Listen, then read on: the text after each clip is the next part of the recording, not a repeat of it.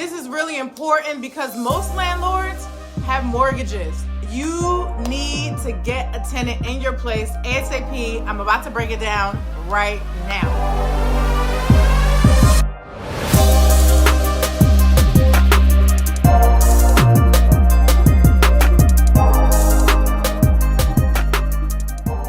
I am here with the top 7 real estate reset tips to get tenants, to market your property, to get tenants easier and faster. I've been at this for 17 years. So I know a few things about getting tenants. There are specific places that you want to go to market your property. Some you might already know. Many of them, I guarantee you probably have not even heard of them. So I'm about to give you the game. This is really important because most landlords have mortgages. That means you have bills to pay. That means you need rent as quickly as possible and as little gaps in rent. So if you have one tenant leaving and you have another coming in, or you just finished a renovation, or you're a brand new landlord, you need to get a tenant in your place ASAP. I'm about to break it down right now. The first thing you need is good photos. Now, I know that may sound simple because you think that you are a photographer. You have an iPhone, you have an Android, and you've taken some photos, and you think, I can do this. I don't need to spend this money. I don't need to hire somebody. Let me tell you a story. One time, I'm listing a property, and I'm embarrassed to say I wasn't quite new to the game, knew my stuff. I decided to take photos of a property. They look good to me, yeah? So I listed them and I shared the listing with a buddy of mine who was a real estate investor. And the first question he asked me, he was like, who took these photos? Now I'm feeling good. I'm feeling proud. I'm like, I did. And then he says, yeah, I can tell.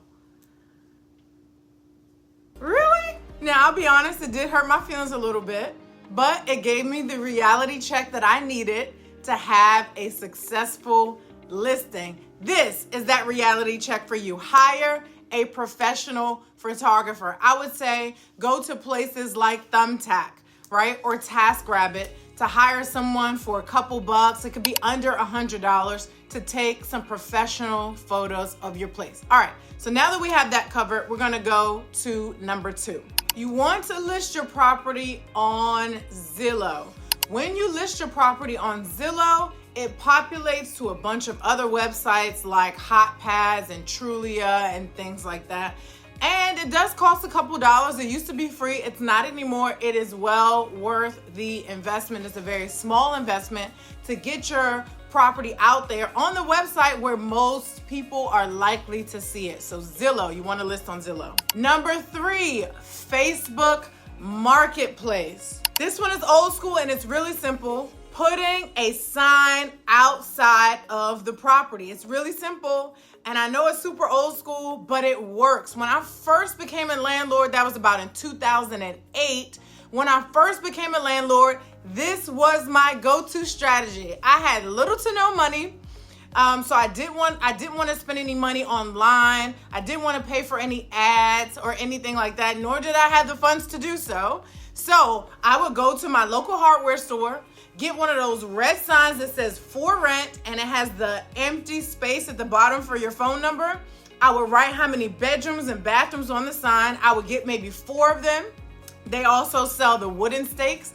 Pop the wooden stake on there. They have a staple gun. If I didn't want to spend money on it, I would ask somebody in the store to staple to me. This is like the lowest budget option, right? I would staple it to the back, and I will put the sign, one, right in front of the property.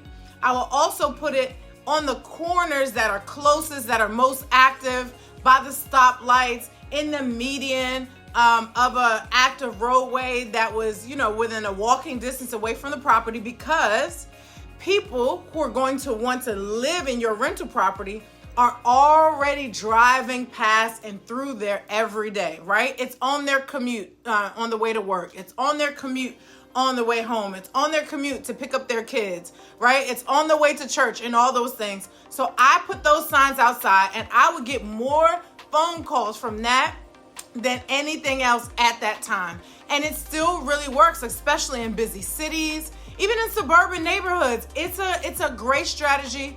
It really works. I would encourage you though to put a phone number on there, like a free Google voice number or something like that. Don't put your actual cell phone number on there because, people can be kind of weird sometimes, And then when it's all over, you don't want your number out there, especially if you have a lot of properties. You don't want your number out there all over the place, right? So I will put a Google voice number. It's free. It's attached to your Google account. It's a great way to get leads for your rental property, putting out a sign. All right, next. I absolutely love military tenants. So my recommendation number 5 is militarybyowner.com. This is a website where I go to specifically acquire military tenants. I love my military tenants. They don't give me any problems. They pay their rent on time.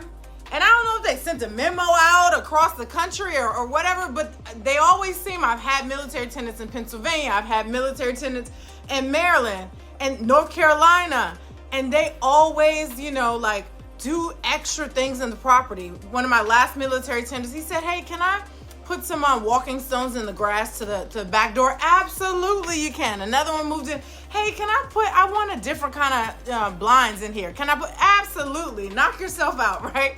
So I love military tenants. So if your place is located near a military base, you are doing yourself a disservice if you don't list your property on militarybyowner.com. I will say it's on the pricier side, and I don't really love their pricing structure, if I'm being honest. And at the same time, if you are able to secure a good paying military tenant, it was worth the money. Number 6 is leveraging platforms like Airbnb, Furnish Finders, and VRBO. This is if you have a fully furnished unit. There are always people who are looking for a fully furnished unit. Now, I will say with this one, you got to be careful because the Airbnb laws have changed a lot, especially in major cities. So make sure you look up and you see what the current status of Airbnb is in your area. Some places have banned Airbnb altogether for real estate investors. They'll only allow owner occupants, so people who live in their house but they're renting a room.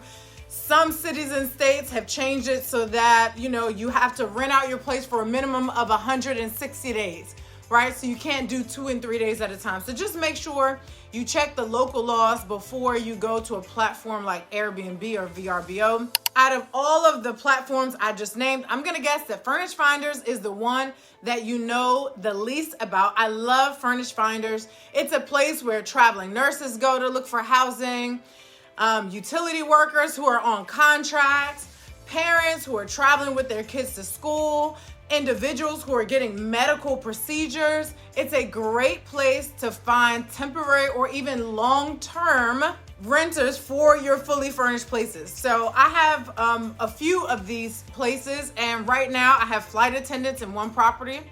I have a doctor who was divorced and really quickly and needed a place to go with their child. So these are just great opportunities for people. I even got on the list for an insurance company, and they call me when they have clients who just had a fire and they need a place to go really quickly. So I really, really love these options for my furnished rentals. Number 7 is to host an open house on the weekends. You don't have to have a realtor to do that. You can host your own open house. So you just got to tell everybody who expressed interest on all of those platforms where you listed your property. When they send you messages, say, hey, I'm going to be here Saturday at 12 p.m. Stop by. We're going to serve warm cookies, right? So you can do your open house, have everybody come through at one time. This creates demand. This creates scarcity because people will come in there, love the place, and see that other people are there as well. You want to make sure that you have applications ready. I always do digital applications. You can use platforms like Zillow. I believe they charge about $29, and you send them a link. People fill out the application, and within minutes, you're getting their background check, their credit check, eviction check, They can upload pay stubs to verify income, all those good things. So I would host an open house. It's a great way to create some demand for your rental. And just a few bonuses, because why not? You need to know that colder months make it harder to get tenants. So you want to, as best as possible, fill your vacancies during the warmer months. If you are blessed to live in a location like Florida or California where it's pretty warm all year round, you'll have a larger window to play with. If you live in places like the Northeast where you have all 4 seasons and your summer is maybe May to September, you want to get busy during that time. And speaking of that, you can strategically end your leases during those months as well. So let's say you have a tenant, they moved in December. I would do a 6-month lease to let the lease end in June. And then in June, let them decide whether they want to renew. We do for 12 months and it ends in June again. This helps you to really maximize on those warm months, because the last thing you want to do is get a tenant in December and it's snowing and it's freezing through January, through February.